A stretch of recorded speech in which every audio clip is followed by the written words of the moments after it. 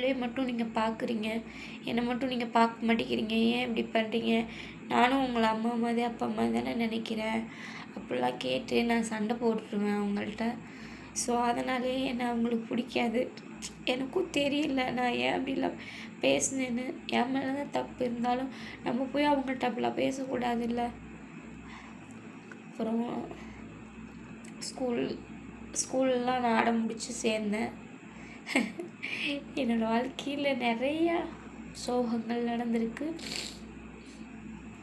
அப்புறம் 10th படிக்கையில் poison சாப்பிட்டு எனக்கு வாழவே பிடிக்கல, எனக்கு யாருமே இல்லை. நிறையா நாள் நான் அப்படி தான் இருந்திருக்கேன். என்கிட்ட யாராவது பாசம் காட்டுங்க, என்கிட்ட பாசமாக பேசுங்க. டெய்லியும் அழுவேன், கத்துவேன், எல்லாருக்கிட்டையும் சண்டை போடுவேன். ஏன்னா நான் ஒரு பைத்தியம்ன்றது எனக்கே தெரியும். ஆனால் தெரில என்கிட்ட யாராவது பேசுவாங்களா?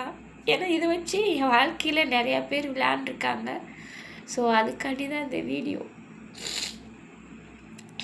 பாசமாக யாராவது பேசுனா அப்படியே நான் ஏமாந்துடுவேன் அதிகமாக.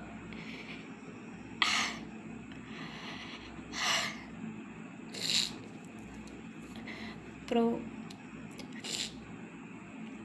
எனக்கு யாருமே இல்லை, நம்ம மட்டும்தான், இதுக்கு மேலே இந்த உலகத்தில் இருக்கக்கூடாது, போயிடணும் அப்படி சொல்லிட்டு தான் பாய்சல் குடித்து அதை பார்த்து அவங்க காப்பாற்றி ஹாஸ்பிட்டலில் சேர்த்து, அதுக்கு பெரிய சம்பவம்லாம் பண்ணாங்க. ஹாஸ்பிட்டலில் வேறு மூக்கில் டியூப்லாம் விட்டு விஷம் நிறையா குடிச்சிட்டேன்னு சொல்லி எடுத்து நிறையா அதுலேயும் பாதி அனுபவிச்சேன். இதுக்கு விஷத்தையே குடிக்காமே இருந்திருக்கலாம்டா, குடித்தோடனே சாகிற மாதிரி ஏதாவது மறந்துருக்குதா அப்போலாம் யோசிச்சிருக்கேன்.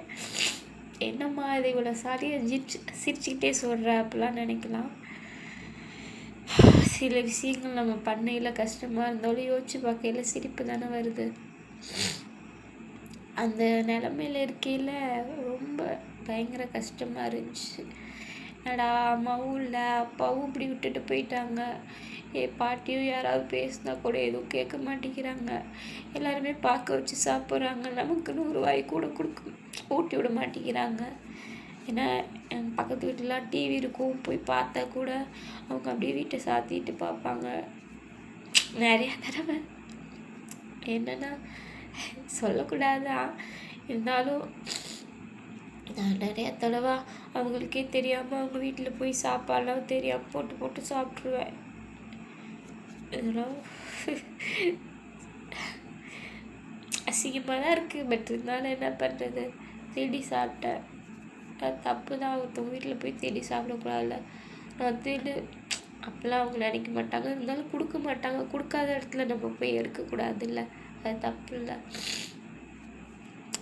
அந்த குணம் இன்னுமே கொஞ்சம் மாறலை. பிடிக்காட்டியே போய் எடுத்து சாப்பிட்ருவேன். நமக்கு தான் சாப்பாடுலாம் கிடைக்காதே. என்ன நல்ல காய்கறி சாப்பாடு திங்ஸ் இதெல்லாம் வாங்கி கொடுக்க ஆள். எங்கள் ஐயா இருக்க வரைக்கும் இருந்துச்சு. இருந்தாலும் எது சாப்பிட்டாலும் எங்கள் ஐயாவுக்கு சேராது, பிடிக்காது அப்படின்றவங்க. ஐயானா யாருமா, அப்பாவா அப்படின்னா இல்லை, என் அப்பாவோட அப்பா, என்னை வளர்த்தவங்க. எல்லா இடத்துலையும் அவங்க தான் இருப்பாங்க. என்னம்மா அப்படி சொல்கிறேன்னு கேட்டால், ஸ்கூலில் எங்கே கூப்பிட்டாலும் எங்கள் ஐயா தான் வருவாங்க. ஆல்மோஸ்ட் எங்கே கேட்டாலும் நான் அவங்களோட பேத்தி அப்படின்னு தான் சொல்லுவேனே தவிர இவரோட பொண்ணு அப்படின்லாம் சொன்னதில்லை. இதோட இன்னொரு பெரிய விஷயம் என்னென்னா, எனக்கு சின்ன வயசுலேருந்தே பாய்ஸ்னால் கொஞ்சம் பயம், இன்னொன்று பிடிக்காது. ஏம்மா அப்போது அப்பாவை தம்பியெல்லாம் வெறுத்துருவியா அப்படின்னா, அவங்களாம் எனக்கு ரொம்ப பிடிக்கும். இருந்தாலும் பசங்களை பார்த்தாலே ரொம்ப பயப்படுவேன், பேச மாட்டேன், கோவப்படுவேன், சண்டை போடுவேன். இதுலேயும் ட்விஸ்ட்டு என்னென்னா, ஒருத்தரை மட்டும் ரொம்ப பிடிக்கும் அப்படின்னு நினச்சிக்கிட்டே இருப்பேன். யாரும்மா அது, யாரும் உங்கள் தெரிஞ்சவங்களான்லாம் கேட்டுறாதீங்க, என்னோடய ட்ரீம் பாய் அப்படின்னு நானாக ஒரு கற்பனையில் வாழ்ந்துட்டு இருந்தேன். சப்போஸ் யாராவது எனக்கு ரொம்ப பிடிச்சிருந்துச்சா இவங்க தான் நம்மளோட ட்ரீம் பாயாக இருக்குமோ அப்படிலாம் யோசிச்சிருக்கேன். ஸ்கூலில் அண்ட் காலேஜெல்லாம் பெரிய சம்பவம்லாம் பண்ணியிருக்கேன். பசங்க அந்த பஸ்ஸு படிக்கட்டில் தொங்கிட்டு போனாலே அப்படியே ஓரத்தில் தான் போவேன். அப்படியே தொங்கிட்டு போனால் பக்கத்து வீட்டில் போய் பூந்துருவேன். என்னம்மா அப்படின்னு என் ரூம்மேட் அக்காலாம் கேட்டு செம்ம சம்பவம்லாம் நடந்திருக்கு. ஃபன்னாக இருந்துச்சு அப்போல்லாம். இப்போ யோசிச்சு பார்க்கலையே அப்படி தான் இருக்குது.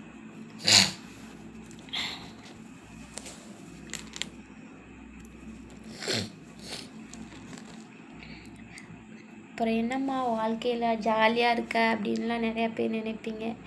இதெல்லாம் நான் சிரிச்சிட்டே சொல்கிறதுனால நான் ஜாலியாக இருக்கேன்னா இல்லை, எப்போதுமே ரொம்ப ஏண்டா இருக்கோம், செத்து போயிடலாம், நமக்குன்னு யாரும் இல்லை, அம்மாவும் இல்லை, அப்பாவும் இல்லை, அப்பா இருக்காங்க இருந்தும் இல்லாமல் இருக்கேன்.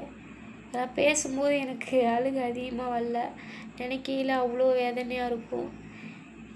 இதெல்லாம் தாண்டி நான் பல தடவை சிவன்கிட்ட வேண்டிக்கிறது, என்னுடைய பிக்கஸ்ட்டு ஒரு கிஃப்ட்டுனா சிவன் தான். கூடவே எப்போதுமே இருப்பார், எந்த கஷ்டத்தில் அப்படிலாம் நினச்சிட்ருப்பேன்.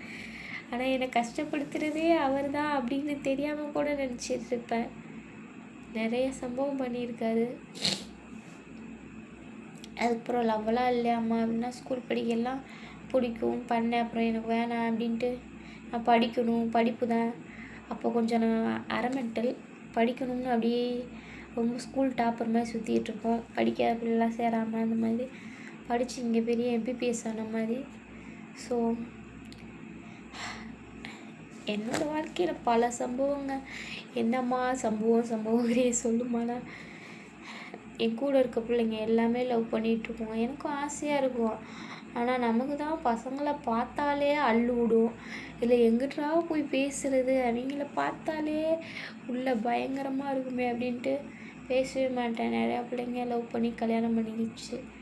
எத்த பொண்ணெல்லாம் கல்யாணம் பண்ணிட்டு லவ் பண்ணி தான் கல்யாணம் பண்ணிச்சு. ஆனால் ரொம்ப சோறு தண்ணி இல்லாமல் அவன் போட்டு அடிக்கிறது ரொம்ப கஷ்டப்பட்டுச்சு.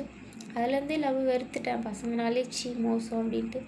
ஆனால் இன்னும் 2 பொண்ணுங்கள்லாம் கல்யாணம் பண்ணிச்சு. அதுங்களாம் நல்லா லைஃப்பில் ரொம்ப ஜாலியாக இருந்ததுனால சரி நம்மளும் லவ் பண்ணலாம் அப்படின்ட்டு. காலேஜெல்லாம் வந்து எங்கள் பெரியப்பாட்டெலாம் அடி வாங்கி ஒரு 2 மாதம் சுத்தமாக காதே கேட்கல. அழுது அடம் பிடிச்சி காலேஜ் அட்மிஷன் வாங்கி சேர்ந்து சரி படிக்கலாம் அப்படின்ட்டு பிகாமில் எடுத்து படிக்க ஆரம்பித்தோம். சரி நம்ம லைஃப்பில் அப்போல்லாம் பசங்க கிடையாது, இருந்தாலும் பயம் இல்லை நமக்கு அப்படின்ட்டு லைஃப்பில் ஒருத்தன் வந்தான். நல்லா அவன் தான் என் வாழ்க்கையில் பயங்கரமான ஒரு சம்பவத்தை செஞ்சுட்டு போயிட்டான். என்னம்மா அப்படி என்னம்மா பண்ணேன் அப்படிலாம் இல்லை. ஃபஸ்ட் இயர் வரைக்கும் ஏதோ தானேன்னு போச்சு. செகண்ட் இயர் அவசரப்பட்டு, ஆனால் யாரும் லவ் பண்ணிடாதீங்க. நான் பண்ணி ரொம்ப அனுபவிக்கிறேன்.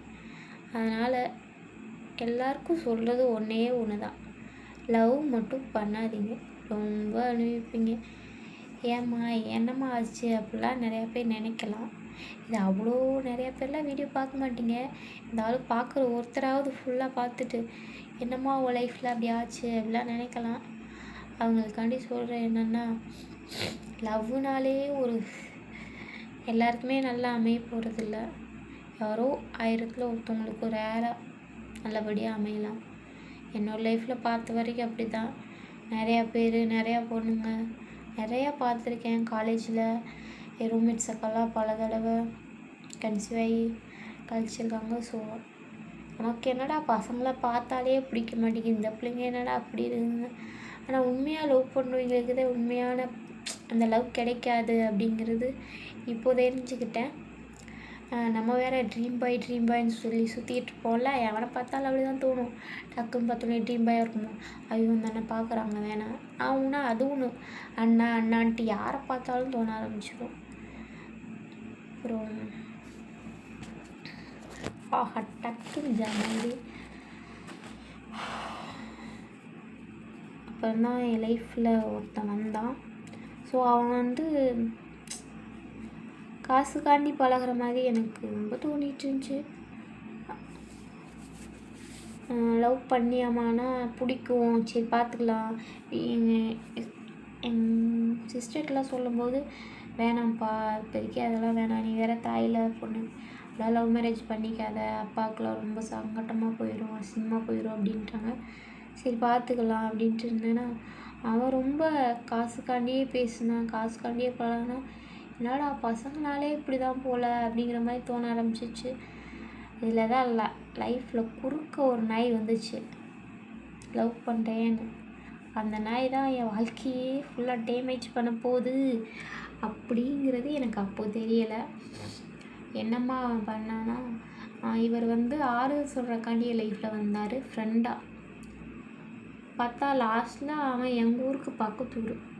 இத்தனை வருஷம் எனக்கு தெரியாமல் போச்சு. காலேஜ் போகிற வரைக்கும் எனக்கு தெரியல அவன் பக்கத்து ஊர்னா ரொம்பலாம் இல்லை, கொஞ்சம் ஒரு 5 கிலோமீட்டர் தூரத்துலேயே, 4-5 ஊர் தாண்டி. ஸோ அதனால் எனக்கு தெரியாது. நம்ம தான் வீட்டை விட்டு வெளியே வர மாட்டோமே. ஆமாம், இதை சொல்ல மறந்துட்டில்ல. எப்போ பார்த்தாலும் அழுதுகிட்டே கிடப்பேன், என் மேலே யாருமே பாசம் வைக்கல அப்படின்னு அழுதுட்டு வீட்டுக்குள்ளேயே கிடப்பேன். வாரத்தில் ஒரு 2 நாள் மட்டும் பிரேக் விட்டுருவேன் அழுகிறதுக்கு. மற்ற நாள் ஃபுல்லாக அழுதுகிட்டே தான் இருப்பேன். என்னடா எனக்கே இது சொல்லையிலே காமெடியாக தான் இருக்குது. எதுக்குமா லூஸ் மாதிரி போய் அழுதுட்டு உட்காந்துருக்காங்க. ஆனால் அழுகையில் தானே தெரியும். மனசே அப்படியே மாடியிலேருந்து கூட கீழே குதிச்சிடலாமா அப்படிலாம் தோணும். குதிச்சா எவன்டா பார்க்குறது, இழுத்துக்கிட்டி கிடக்கணுமே அப்படின்ட்டு பேசாமல் விட்டுருவேன். அந்த டாபிக் விட்டிங்க வந்துட்டினா, இந்த நாதார் நாய் ஒன்று வந்துச்சு. வந்ததுக்கப்புறம் ஒரு மாதம் நல்லா லவ் பண்ணுவோம். காலேஜ் கட்டையெல்லாம் அடிக்க மாட்டாங்க, உள்ளெல்லாம் போனால் வெளியே விட மாட்டாங்க. ஃபீவர் அப்படி இப்படின்னு சொல்லிட்டு படத்துக்கு போகிறது இப்படிலாம் சுற்றிட்டு வீட்டுக்கு வந்துடுவோம். சப்போஸ் ஹாஸ்டல் தாங்க முடியல, எல்லாத்தையும் சொல்லணுமா? சரி சொல்லு.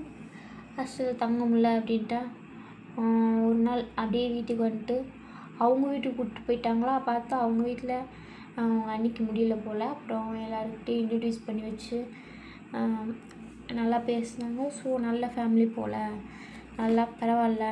என்னடா ஒரு பையன் தைரியமாக நம்மளை வந்து அவங்க வீட்டுக்கு கூப்பிட்டு போயிருக்காங்க, அவங்களும் எதுவுமே சொல்லலை, பரவாயில்ல நல்ல குடும்பம் தான் அப்படின்னு நான் அப்போவே நினச்சிட்டேன். இதெல்லாம் எனக்கு பின்னாடி ட்விஸ்ட் வச்சாங்க. அப்புறம் நான் செகண்ட் இயர் அப்போ படிச்சுட்டு இருந்தேன். ஒரு மாதம் லவ் முடிஞ்சா, 2வது மாதம் ஸ்டார்ட் ஆச்சு. அப்புறம் வீட்டில் வந்து அவ்வளோ பார்த்துட்டு இருந்தாங்களா என்னன்னு தெரில, சம்திங் தீபாவளி சீசன் என்னமோ பண்ணிகிட்டு இருந்தாங்க. அப்பா வராங்க, அந்த பையன் வந்து வெளிநாடு போகிறதா முடிவில் இருந்தான்.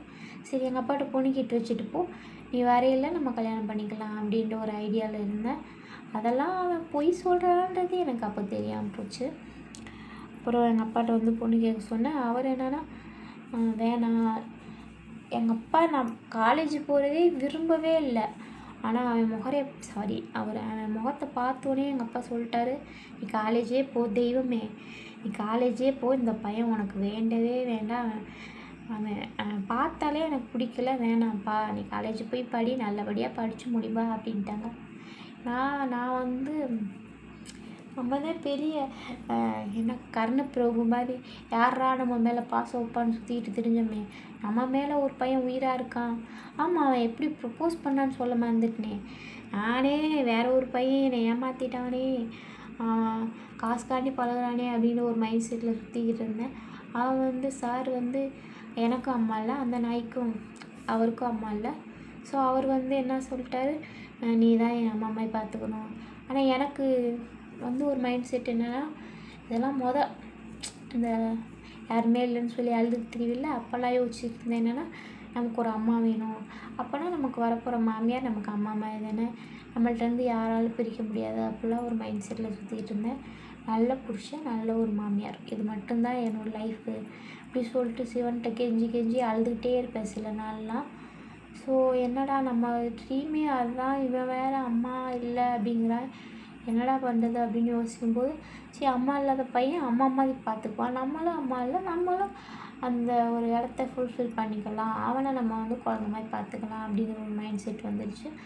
பார்த்தா சார் வந்து காலையிலே தான் ஃப்ளாட்டு, காலையிலே விழுவார், நான் அவனை அம்மா மாதிரி பார்த்துப்பேன் அப்படிலாம் சொல்லையில் நம்ம சும்மாவே யாராவது 2 வார்த்தை நல்லா இருக்கியாம்மா சாப்பிட்டியாம்மா அப்படின்னு கேட்டாலே நான் ஃப்ளாட் ஆயிடுவேன். இவன் என்னென்னா அழுகுறான், காலில் விழுகிறான், சார் ஏதாவது எனக்கு பிடிக்கல வேணாங்க அப்படின்ட்டோம்னா அழுக ஆரம்பிச்சிடுவார்.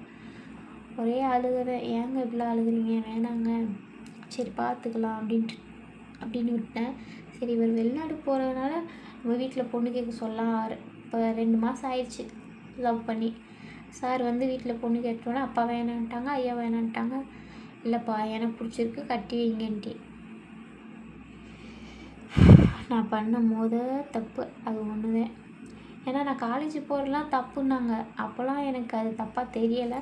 நான் ஒரு நல்ல லைஃப்பை தான் தேடி போகிறேன். என்னால் முடிஞ்ச அளவுக்கு சொந்த காலில் நிற்கணும் அப்படி ஒரு மோட்டிவேஷனில் தான் போனேன். பிகாம் எடுத்திருக்கோம், அக்கௌண்ட்ஸ் குரூப்பு, எப்படியாவது படிச்சிட்டோம்னா ஒரு வேலை வாங்கிடலாம் அப்பா வச்சு, அப்படிலாம் வேலை வாங்கி தர்றேங்கிற அளவுக்கு அப்பா சொல்லியிருந்தாங்க. ஸோ அதனால் நினச்சிட்டு இருந்தேன். அவர் என்ன படிச்சிருக்காருன்னா, அவர் கேட்ரிங், சும்மா ஒரு டிப்ளமா மாதிரி கேட்ரிங் படித்தார். ஆனால் நல்லா சமைப்பார், பெஸ்ட் சமைக்கிறதுல. என்னை லவ் பண்ணிகிட்ருக்கையிலே ஒரு நாளைக்கு 1000 ரூபா சம்பளம் வாங்கிட்டு மறுபாடு சுற்றி செஞ்சோம். அதான் 2 மாதம் லவ் ஓடிச்சு. ஆனால் அவர் காசை எப்போவுமே செலவு பண்ண விரும்ப மாட்டேன். ஏன்னா அப்போவே ஒரு ஈகோ, ஒரு பைக்கே செலவழித்து நம்ம அதை சாப்பிட்ணுமா அப்படிலாம் ஒரு இது. ஏன்னா பசங்க தான் இப்போ பார்த்தாலும் பொண்ணுங்களுக்கு செலவு பண்ணுறா அப்படிங்கிற ஒரு ரூமர்லாம் இருக்குது. அதனால் எனக்கு அவங்க செலவு பண்ணுறது பிடிக்காது. அவங்க செலவு அவங்க பண்ணிக்கட்டும், என் செலவை நான் பண்ணிக்கிறேன் அப்படி தான் இருப்பேன். அப்புறம் அந்த வீட்டில் பொண்ணு கேட்டோன்னே அப்பா வேணான்ட்டாங்க. எனக்கு பிடிச்சிருக்குப்பா, கட்டி வைங்கப்பா அப்படின்ட்டு. அந்த டயத்தில் ஆமாம், எங்கள் ஐயா அவங்க ரொம்ப முடியாமல் இருந்தாங்க. ஸோ சீக்கிரம் கல்யாணத்தை வச்சுருங்க அப்படின்னு சொல்லிட்டு கல்யாணம் வைக்கிறதா இருந்தாங்க. நமக்கு தான் அடிக்கடி கோவம் வருமே. கோவம் ஒன்று தாங்க எனக்கு பயங்கரமாக வரும். எதுக்கு கோவம் வரும், ஏன் கோவம் வரும் எதுவுமே தெரியாது. ஆனால் கோவம் மட்டும் பயங்கரமாக வரும். பிகாஸ் நம்ம மேலே அன்பு காட்ட தான் யாருமே இல்லையே. நம்ம ஏதாவது சொன்னால் கூட யாருக்கும் புரிய போகிறதில்ல. நம்ம ஏன் கோவப்படுறோம்னு தெரியாது அப்படின்னு சொல்லிட்டு கோவப்படுவேன். ஐயா வேறு முடியாமல் இருக்கும், சீக்கிரமாகவே கல்யாணம் பண்ணுங்க அப்படின்ட்டாங்க. அப்போக்கி ஏதோ ஒரு பிரச்சனை கோச்சிட்டு நான் ஹாஸ்டல் கிளம்பிட்டேன். ஹாஸ்டல் போனோடனே அந்த பையன் தேடி வந்துட்டான், லவ் பண்ண பையன். சரி பையன், நான் கல்யாணம் பண்ணிக்கிறேன் அப்படின்னு சொன்ன பையன். அப்பா சொல்லிட்டாங்க, அவன்கிட்ட சொல்லியிருக்காங்க, நீ அந்த அப்படியே கூப்பிட்டு போய் அங்கே வச்சுருங்க, அங்கேயே இருக்கட்டும் அப்படின்ட்டனால அவங்க ஊருக்கு கூப்பிட்டு போயிட்டாங்க, அவங்க வீட்டுக்கு. ஸோ அவங்க வீட்டிலே போய் இருந்துட்டோமா. அங்கிட்டு அது ஏதோ அந்த மாதம் சரியில்லை, அடுத்த மாதம் கல்யாணத்தை வச்சுக்கணும். 1 மாதம் இங்கே இருக்கணுமா அப்படின்னு கேட்டதுக்கு, ஆமாம் இங்கே தான் இருக்கணும் அப்படின்ட்டாங்க. லாஸ்ட்டில் எங்கள் அப்பா என்ன சொல்கிறாங்கன்னா, நீயா தானே கூட்டிகிட்டு ஓடின, அட சண்டால போவீங்களா, ஏன்டா இப்படி, நீங்களாக தான்டா போக சொன்னீங்க. என்னோடய வாழ்க்கையிலே இது மிகப்பெரிய ட்விஸ்ட்டாக இருந்துச்சு. இல்லை நம்ம வாட்டில் கோச்சிட்டு ஹாஸ்டல் போனால் அந்த திருப்பூருக்கு நாயும் அது என்னென்னா, நீ எங்கே போனாலும் நான் இங்கே தான் வருவேன், நான் கிளம்பிட்டேன், மதுரை பஸ் ஸ்டாண்டுக்கு போயிட்டேன், எங்கேயாவது போய் தொலைஞ்சிடறேன் அப்படி இப்படின்ட்டு. அந்த நாயும் நீ இல்லாமல் வாழவே மாட்டேன், யாரும் இல்லை எனக்கு அப்படி இப்படின்ட்டு கூட்டிகிட்டு வந்துட்டான். கூட்டிகிட்டு வந்ததுக்கப்புறம் அங்கே போனோன்னே பயங்கரமான சம்பவம். டெய்லி சண்டை வரும், எதுக்கு எடுத்தாலும் சண்டை வரும். என்னென்னா என்னை லவ் பண்ணையிலே என்ன சொன்னாங்கன்னா, எனக்கு யாரும் இல்லை, நீ தான் பார்த்துக்கணும். அவங்க கொஞ்சம் டவுனுக்குள்ளே இருக்காட்டியும் பரவாயில்ல, ஒரு கிராமத்தில் இருந்தாலும் பரவாயில்ல, நடு காடு, சுற்றி 4 வீடு. எனக்கு அப்படியே வெறுத்து போயிட்டேன். ஊரே ஒரு 4 கிலோமீட்ரு, இங்கிட்டு ஒரு 2 கிலோமீட்ரு தள்ளி, 2 பக்கத்துமே ஊர். அப்படி தான், என்னடா பண்ணுறது அப்படிங்கிற மாதிரி ஆகிப்போச்சு. யார் கூடயும் பார்க்க முடியாது, யாரையும் பேச முடியாது. ரொம்ப அவங்க ஊருக்குள்ளே என்ன நடக்குது, மற்றவங்களாம் எப்படி வாழ்கிறாங்க அப்படிங்கிறதே ஒரு மைண்ட் செட்டே தெரியாமல் திடுறாங்க, அந்தளவுக்கு இருந்தாங்க. என்னம்மா நீ பெரிய டவுனில் இருந்தப்பல மாதிரி சின்ன போகிற அப்படிலாம் இல்லை. எங்கள் ஊரே கிராமம்தான். நாங்கள் கொஞ்சம் மந்தைக்கு பக்கத்தில் தான், கொஞ்சம் பஸ் வசதி கூட இல்லை எங்கள் ஊரில். அவங்க ஊர்லேயே அப்படி தான், ஊருக்குள்ளே இருக்குது, ஊர்லலாம் ரொம்ப போக முடியாது. என்னம்மா அப்படின்னா, ஆமாம் சண்டை போட்டுக்கிட்டே இருந்தோம்ல. எதுக்கு சண்டைன்னா, எனக்கு கொஞ்சம் கிராமம் மாதிரியாகவும் இருக்கணும். அவர் லவ் பண்ணையிலே என்ன சொன்னார்னா, சார் நம்ம கல்யாணம் ஆனோன்னா வேறு வெளியே போயிடலாம், வெளியே போய் இருந்து கடை வச்சுக்கலாம். அவர் நல்லா சமைப்பார், மாஸ்டர். ஸோ அந்த ஒரு மைண்ட் செட்டில் நம்பி நான் போயிட்டேன். சரி நம்ம வாழ்க்கை மாறிடும், அதனால் போய் ஏதாவது பண்ணலாம் அப்படி சொல்லிட்டு போயிட்டேன். அவர் அங்கே போகணுன்னு என்னென்னா, என்னால் வர முடியாது, எனக்கு எங்கள் அண்ணன் தான் முக்கியம், எங்கள் அப்பா தான் முக்கியம் அப்படின்ட்டாரு. லவ் பண்ணையில் சார் எனக்கு அப்பா எனக்கு அப்பாவே வேணாம், சரி நம்மளை மாதிரி தான் போல், நம்ம அப்பாவை வெறுக்கலை, அவரும் அப்பானா உயிராக தான் இருப்பார். என்னென்னா அவர் வந்து வெளியே போய் தங்கிக்கலாம், எனக்கு அந்த மைண்ட் செட்டு தான். ஏன்னா எங்கள் அப்பாவும் இடியப்ப கடை தான் வச்சுருக்காங்களா, இந்த மாதிரி கடை வச்சா ஏதோ லைஃப்பில் செட்டில் ஆயிடுறான். வீடு வாசல்லாம் சரியான சம்பவங்க. என் ஹைட்டு நான் இருக்கிறதே 2 இன்ச்சியா 2 அடி தான் இருப்பேன். என் ஹைட்டுக்கு அந்த வீடு இடிச்சுக்கும். இதுக்குன்னு நம்ம வாழ்ந்த வாழ்க்கை. இந்த காசு பணம் லவ் பண்ணால் என்ன தெரியுமா, காசு பணம் அழகு இதை பார்க்கவே மாட்டோம். அதில் ஃபஸ்ட்டு நான் என் திமிரு அன்பாக பேசுகிறேன், அன்பு தான் வாழ்க்கை அப்படி இப்படின்னு சொல்லிட்டு போயிட்டேன். காசு பணத்தை பார்த்து காசு பணம் கூட எப்போதுமே சம்பாதிச்சுக்கலாம். ஆனால் கேரக்டர் ஆனால் அழகு கேவலமாக தான் இருப்பான். என் வீட்டில் என்னடா அப்படி ஒரு பையனை கட்டிக்கிட்ட, ஏம்மா நீ என்ன ரதி மாதிரி இருந்தியாம்மா, அவன் என்னம்மா ஏம்மா அப்படி பேசுகிற அப்படின்னா, லாஸ்ட்டில் அவன் எனக்கு ஒரு ட்விஸ்ட்டு வச்சான். அதனால தான் நான் அவ்வளோ கேவலமாக ஃபஸ்ட்லேருந்தே பேசுகிறேன். அவன் என்னம்மா அவன் அந்தளவுக்கு என் வாழ்க்கையை அழிச்சிருக்கான். ஸோ அதனால தான் நான் அப்படி பேசுகிறேன், தப்பாக நினச்சிக்காதீங்க.